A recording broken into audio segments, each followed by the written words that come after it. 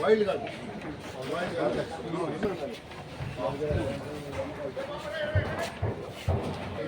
ఈ 3 రోజులు ఎవరన్నా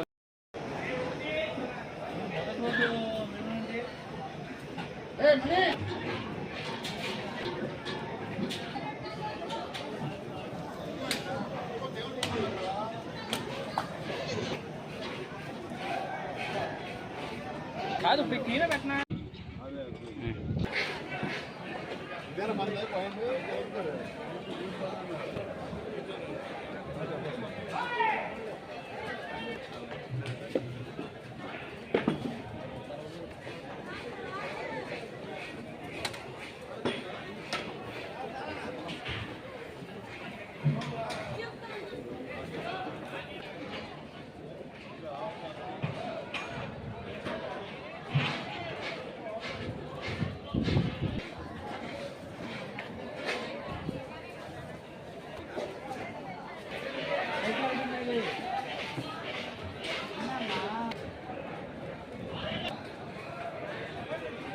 తెలుగుదేశం పార్టీ కార్యకర్తలకి మహానాడు ఒక పండుగ లాంటిది. ప్రతి మహానాడికి కూడా తెలుగుదేశం పార్టీ కార్యకర్తలు పెద్ద ఎత్తున తరలి వచ్చి 3 రోజుల పాటు ఈ పండుగని ఎంతో ఉత్సాహమైనటువంటి వాతావరణంలో చేసుకుంటూ ప్రతి ఒక్కరూ కూడా తమ కుటుంబ ఫంక్షన్గా భావించి కార్యకర్తలందరూ కూడా రాష్ట్రం నలుమూల నుంచి కూడా వస్తారు.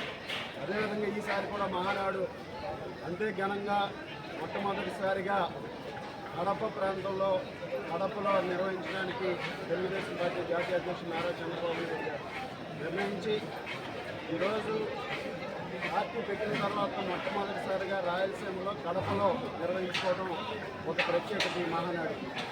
అదేవిధంగా అనేక అంశాల మీద చర్చించి అలాగే లోకేష్ గారు కూడా 6 సూత్రాలు ఈ మహానాడు ద్వారా ఇవ్వడం జరుగుతుంది. ఈ విధంగా అటు ప్రతినిధుల సభ బహిరంగ సభ అన్ని నిర్వహించడానికి సకల ఏర్పాట్లు కూడా చేయడం, ముఖ్యంగా ఈరోజు భోజన సదుపాయాలు పెద్ద ఎత్తున ఏర్పాటు చేయడం జరిగింది. గౌరవ ఆర్ఎండ్బి శాఖ మంత్రులు బీసీ జనార్దన్ రెడ్డి గారి నాయకత్వంలో కన్వీనర్గా ఫుడ్ కమిటీ ఈ భోజన ఏర్పాట్లన్నింటినీ కూడా సర్వేగంగా చూస్తూ ఒక మంచి ఇప్పుడు కూడా ప్రతి తెలుగుదేశం కార్యకర్త గర్వంగా చెప్పుకునే విధంగా ఏ విధంగా అయితే మహానాడు మెను ఈరోజు ప్రతి కార్యకర్త కూడా చెప్పుకుంటారు, అదేవిధంగా అంతటి మంచి ఫుడ్ని కూడా ఇక్కడ ఏర్పాటు చేయడం జరుగుతుంది. ఈరోజు ప్రతి ఒక్కరికి కూడా వచ్చిన వారందరికీ కూడా భోజన సదుపాయాలతో పాటుగా అలాగే మధ్యాహ్నం ఉదయం టిఫిన్లు స్నాక్స్ అన్నీ కూడా ఏర్పాటు చేయడం జరుగుతుంది. ఆఖరి రోజు బహిరంగ సభ అయిన తర్వాత దాదాపు 2 లక్షల మంది పైగా భోజన సదుపాయ ఏర్పాట్లు ఏదైతే వివిధ రోడ్స్ ద్వారా అందించడానికి కూడా ఈరోజు అన్ని చర్యలు తీసుకోవడం జరిగింది.